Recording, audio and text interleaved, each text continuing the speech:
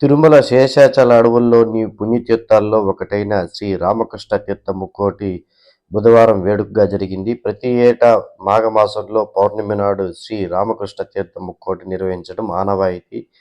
శ్రీ రామకృష్ణ మహర్షి తపోబలంతో ఈ పుణ్యతీర్థాన్ని సృష్టించినట్టు పురాణాల ద్వారా తెలుస్తుంది.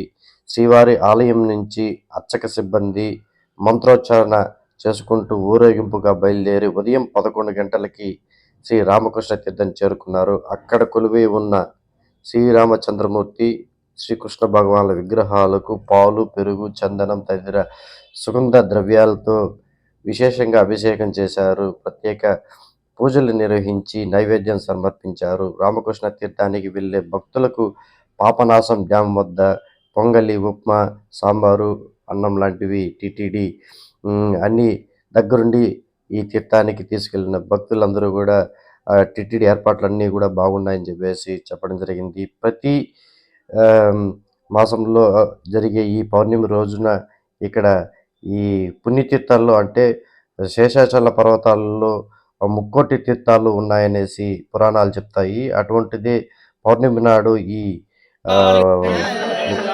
చక్రతీర్థం జరిగింది.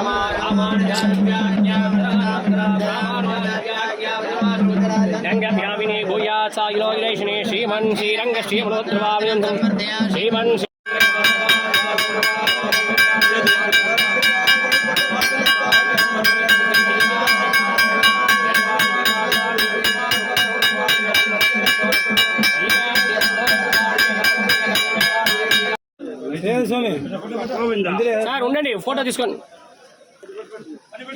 సూర్య గారు ఉన్నారా?